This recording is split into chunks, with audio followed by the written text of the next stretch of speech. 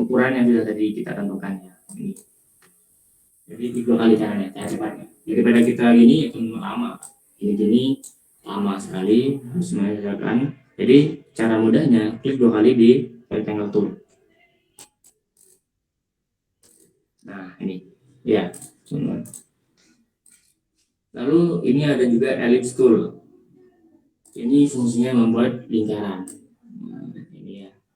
Sama tadi, jika ingin lingkaran yang normal ya bagus, caranya klik Ctrl lalu klik dan tarik. Tuh. Jadi apa ya sudah itu istilahnya sama gitu ukurannya sempurna lah gitu. Terus di sini ada polygon tool. Ya, ada bentuk-bentuk banyak bentuk di sini. Ada bintang. Jadi tinggal buat aja, nggak usah gambar lagi. Gitu. Ya buat bintang terus banyak persegi lah, ini persegi apa aja ada di sini, segitiga ya. Terus juga ada nama persegi panjang atau persegi 6 lah, ini juga ada bisa di sini. Caranya sama, kalau ingin yang lurus dan simetris gitu, klik Ctrl lalu klik dan tarik.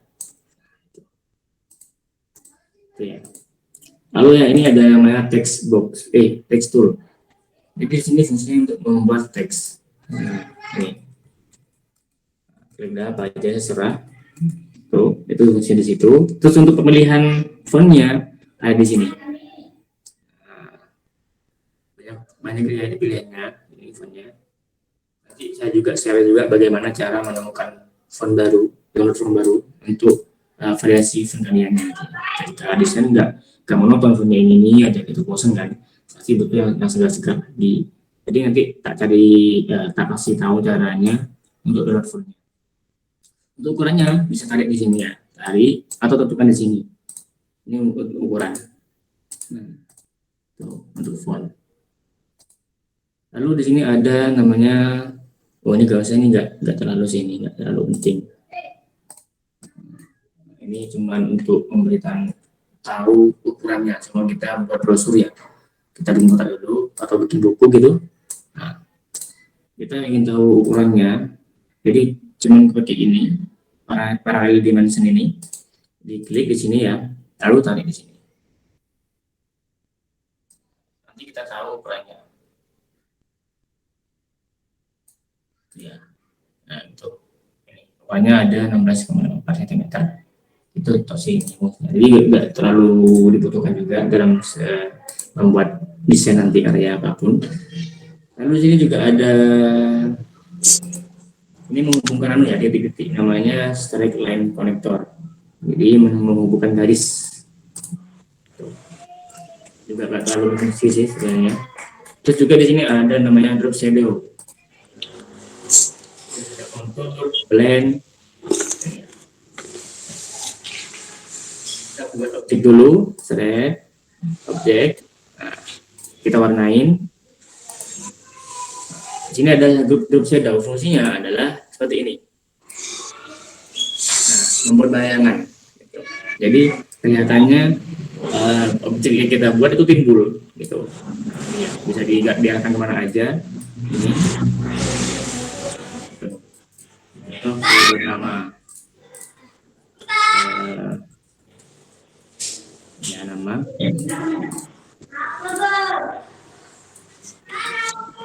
Terus saya kasih shadow. Ini audio siapa ya yang handphone?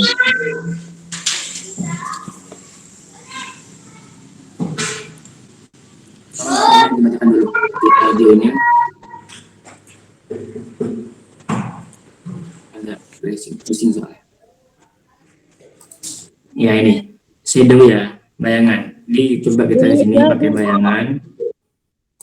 Nah, ini sudah ada bayangannya. Ya, gampang kok, tinggal tarik aja, baru ada bayangannya. Nah, tuh. Terus ada juga namanya kontur. Kontur ini membuat garis sebenarnya. Cuman ada lebih bedanya di sini, membuat garisnya lebih besar, gitu. Bisa lebih besar. Contoh ini ya. garis, memakai kontur. Sini ada ukurannya di atas ini. Nah, ini. Ukurannya bisa diatur di sini. Nah, bisa lebih besar garisnya. Ya, itu fungsinya kontur.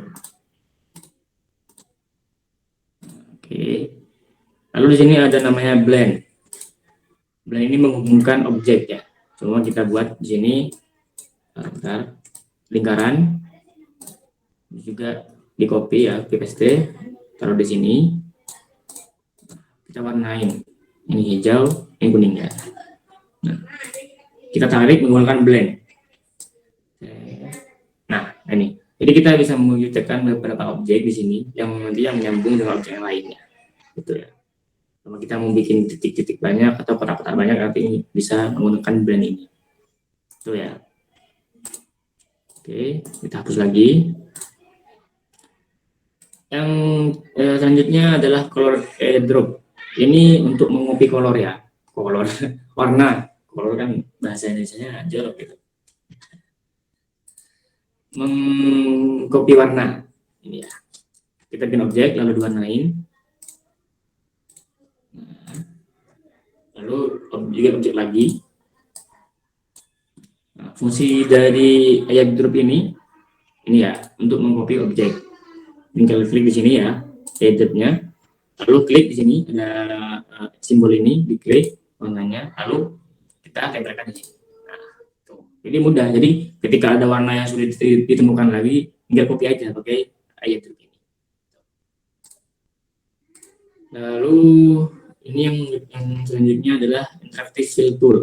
Jadi di sini fungsinya untuk gradient. Jadi dalam satu objek ini bisa kita bikin dua warna. Gitu. Oke, bentar. Nah, ini ya. Untuk memberikan warna yang lain di sini, bisa klik di sini. Lalu cari warnanya di sini. Di ini. Nah, ini udah ada dua warna dalam satu objek. Namanya disebut gradients, gitu ya. Udah, ini untuk garis sih banyak. Yang selanjutnya untuk garis ini outline pen ya. Jadi saya bisa membesarkan garis dan memperkecil garis gitu. Oke, itu aja sih teman-teman untuk praktik dasarnya. Semoga ini yang ya bisa dipahami ya. Terus juga untuk ini hiburan sih, ini hiburan. Saya beri informasi kepada teman-teman. Ini ya, tadi udah desain dasarnya, cara menggunakan CorelDRAW udah. Biar gak bosan, jadi saya kasih hiburan di sini. Gimana sih cara menghasilkan cuan dari desain? Itu ya, teman-teman. Pasti ini yang ada di otak kalian masing-masing. Siapa sih nggak mau cuan gitu ya? Jadi dalam setiap profesi pasti ada cuannya. Dan desain grafis di sini lebih banyak peluangnya untuk mendapatkan cuan. Cuan itu uang ya teman-teman. Jadi istilah gaulnya cuan gitu. Istilah gaulnya yang saat ini trennya itu cuan. Gimana sih cara menghasilkan cuan dari desain grafis gitu? Banyak sih, banyak jalur untuk menghasilkan uang. Yang pertama bisa membantu teman untuk mempromosikan barang yang dijual teman-teman kalian gitu. Contohnya membuat pamflet promosi itu udah menghasilkan uang gitu ya. Terus yang ingin saya bicarakan di sini ada namanya Shutterstock. Ini web untuk penjualan desain kalian teman-teman. Sama kalian membuat desain apa gitu ya, template untuk pamflet atau apa nanti bisa dijual di sini Shutterstock. Ini mainnya nggak rupiah teman-teman ya, dolar ya. Jadi teman-teman tahu sendiri dolar di Indonesia tuh tinggi. Jadi $1 sama dengan 14.000. Bayangkan aja jika karya kalian dijual di Shutterstock dan mendapatkan berapa dolar nantinya dan dijadikan rupiah pasti banyak kan teman-teman. Itu salah satu sumber penghasilan dari desain grafis gitu. Yang kedua ada logo ground. Nah, logo ground ini adalah web untuk penyedia penampung logo-logo dari desainer logo ya. Jadi logo-logo memang kalian dapat klien dan bikin logo, ternyata logo kalian nggak diterima gitu, nggak diambil sama klien tersebut. Nah, kan mubazir kan ya, kalau mau dihapus yang mubazir, kita udah bikin capek-capek tapi sama klien kita gak diambil gitu. Jadi kita bisa jual di sini di logo Ground gitu. Jadi di sini kita bisa upload ya, ya meskipun nggak satu hari dua hari ada yang beli, pastinya dalam beberapa tahun ke depan atau beberapa bulan ke depan pasti ada yang jika kalian akun kalian aktif di sini di logo Ground ini, pasti ada kalian yang mendirik di situ. Ini lingkupnya nggak Indonesia lah teman-teman ya, ini lingkupnya luar negeri dan berbagai dunia, berbagai penjuru dunia bisa melihat logo kalian di sini. Jadi logo-logo yang udah kalian buat atau udah diambil oleh kalian itu bisa dijual di sini, gitu. bisa dijual lagi dan nantinya cuan masuk lagi lah ke ATM kalian. Gitu. Itu ada dua ya, sudah ada dua web yang menyediakan tempat jasa jual desain kita di sini. Gimana? Kan tertarik kan, enak sebenarnya desain grafis ini bisa mendapatkan cuan. Saya juga sekarang masih merintis mencoba untuk jual di sini di web ini. Siapa tahu ya rezekinya di situ. Terus ini ada dua lagi, yang ketiga ya. Yang ketiga Fiverr. Fiverr ini bukan lebih menjual logo. Jadi Fiverr ini lebih ke menjual diri kita gitu. Dan diri kita. Jadi ketika ada orang yang butuh jasa desain, namun apa ya? Inilah contoh kecilnya, contoh sederhananya kita menjual jasa kita melalui online gitu. Jadi luar negeri di manapun itu, jadi bisa mencari jasa desain grafis di sini. Dan jika mereka menemukan akun kita, pasti mereka tuh menyuruh kita untuk membuat garapannya, proyeknya gitu. Jadi lebih ke jual jasa di sini. Nah, lalu yang keempat di sini ada nanti desain. Ini lebih kepada kontes teman-teman. Jadi ada kontes. Cenderung menggunakan gradient ya. Kalau ada warna ini jangan terlalu terang. Contohnya gimana ya? Saya contohkan di sini ya. Jadi untuk cara saya di sini memadukan warna, jadi jangan cari yang kontras. Nah, contoh kita bikin kotak di sini, lalu kita warnain.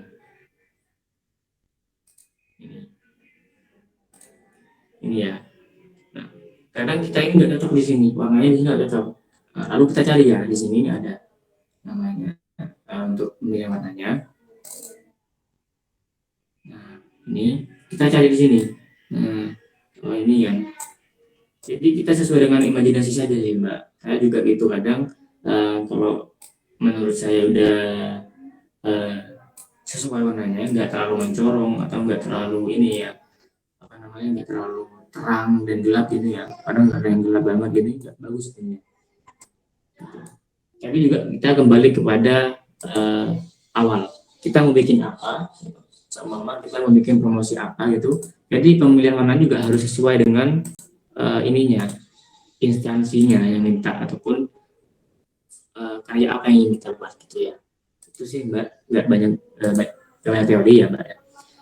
Itu sebenarnya ada nanti mungkin lebih lanjutnya ada nanti teorinya, gimana cara menentukan warna yang sesuai gitu Mbak ya. Itu aja sih Mbak.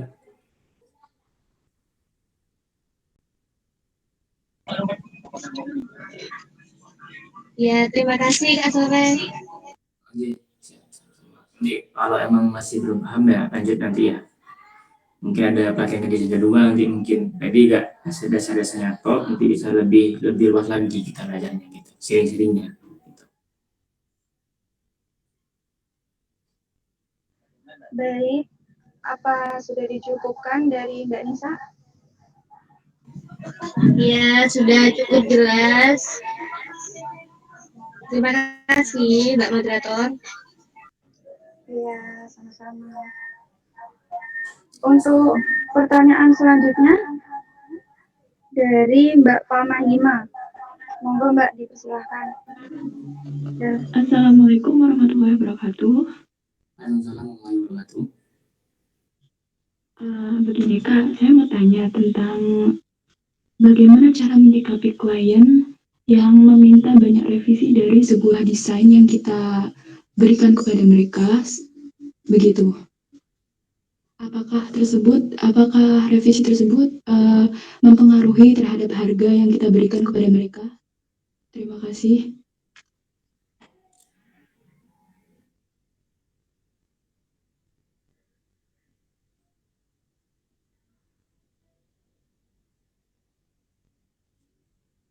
Ya, langsung saya jawab ya ini.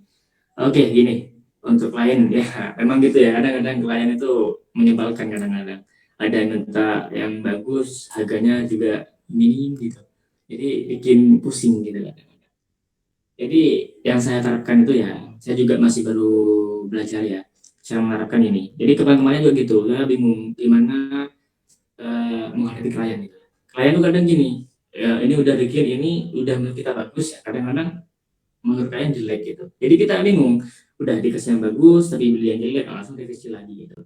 Jadi kita awalnya gini, untuk deal-dealannya di awal, deal-dealan namanya deal-dealan itu kesepakatan ya. Jadi kita harus menetapkan kesepakatan di awal gitu. Jadi kita sebenarnya harus punya apa ya sebenarnya? Standar penetapan, standar apa namanya? Persetujuan gitu. Selama kita mendapat klien gitu. Maunya logo semua. Jadi kita diberikan standar dulu baru gini. Ini Kak, kita ada 3 kali revisi gitu-gitu. Jadi sesuai dengan standar kami menyediakan 3 revisi gitu. Contoh kecilnya gitu. Jadi di awal kita harus menyesuaikan standar dulu. Contohnya gini, eh inilah ada klien lah. Jadi kita menyesuaikan ini. Kita menyediakan 3 kali revisi Kak. Jadi lebih dari itu sudah tidak bisa lagi gitu. Itu ya, itu harus tegas kita gitu. Kita menyediakan 3 revisi. Lalu kedua Kak, ini konsepnya seperti apa gitu dulu. Jadi kita agak bingung nanti. Ketika ada klien minta logonya seperti ini kita harus komunikasi dulu. Maunya seperti apa Kak? Atau maunya logo MKM makanan ringan gitu. Jadi kita tahu mau kemana. Jadi sehingga ketika revisi kita nggak jauh-jauh revisinya. Palinglah ada typo atau ada warna yang nggak cocok itu aja mungkin nanti ketika sudah jadi desainnya gitu sih. Jadi itu, cara ampuh saya gitu. Jadi di awal saya menentukan revisi berapa kali, itu baru nanti ketika udah pas 3 revisi, baru klien bayar gitu. Kalau tidak mau, dia tetap bayar karena kita sudah deal di awal kan, deal di awal dengan 3 kali revisi dan juga harga segini gitu. Jadi itu sih.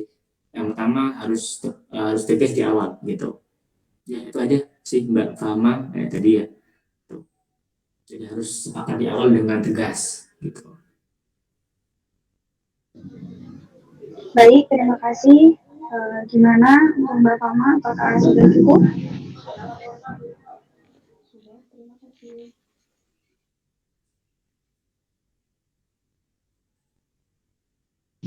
Mbak Fama. Sudah, terima kasih.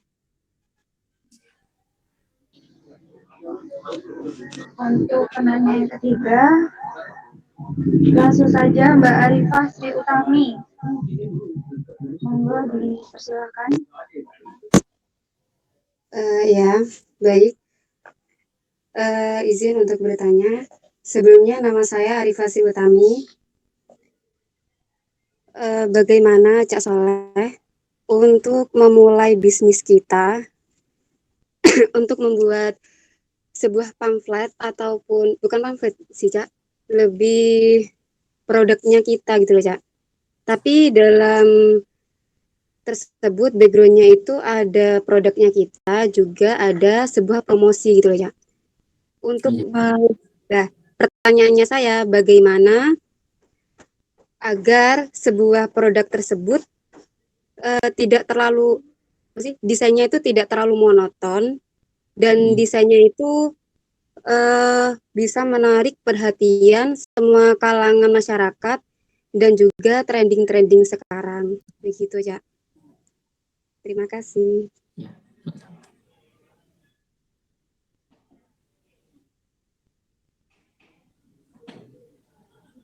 Langsung saya jawab ya ini ya. Gini, memang nggak bisa dipungkiri ya, kita harus dituntut untuk sekreatif mungkin untuk membuat sebuah karya gitu ya, karya gitu nih. Jadi untuk cara saya ini gini. Jadi kita sesuaikan dulu seumpama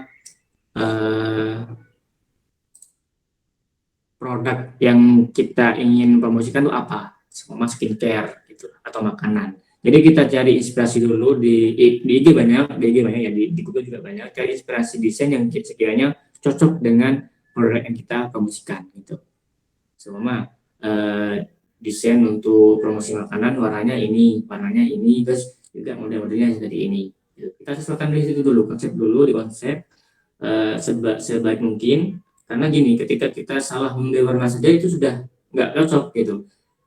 Cuma kita bikin produk skincare tapi warnanya merah gitu, merah seperti makanan yang padas gitu kan, nggak cocok kan gitu. Jadi kalau skincare biasanya ada warna putih, abu-abu gitu-gitulah untuk skincare itu. Ada pink juga kadang gitu. Jadi gitu, kita konsep dari awal bagaimana menentukan warna, terus menentukan ini tata letaknya, terus apa elemen apa aja yang kita butuhkan nanti di situ gitu. Itu sih untuk awalnya. Terus juga ini ya, saya kasih beberapa contoh hasil saya ya. Nah, nanti terserah bisa dinilai jelek ataupun bagusnya ya. Kayak ini.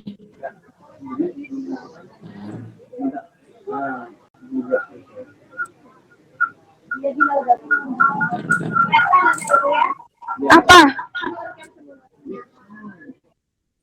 Nah ini ya, ini promo baju ini kemarin. Jadi kita sesuaikan di sini. Kita butuh elemen apa aja, kayak kaosnya, terus mau desain seperti apa gitu. Nah, fontnya juga harus kita sesuaikan gitu. Jadi sekiranya nanti desain yang kita buat itu tidak, tentunya warnanya nggak bikin sakit di mata ya, kayak kuning cerah gitu.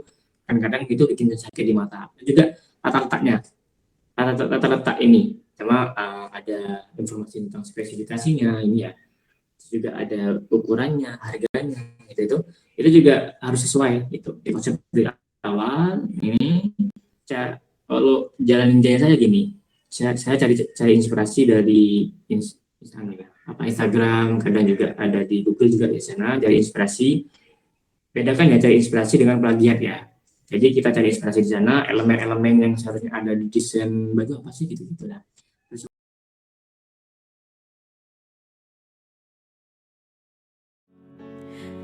Up to meet you, tell you I'm sorry. You don't know how lovely you are. I had to find you, tell you I need you, tell you I set you apart. Tell me your secrets and ask me your questions. Oh, let's go back to the start. Running in circles, coming up tails, heads on a science apart. Nobody said it was easy. It's such a shame for us to part. Nobody said it was easy. No one ever said it would be this hard. Oh, take me back to the start.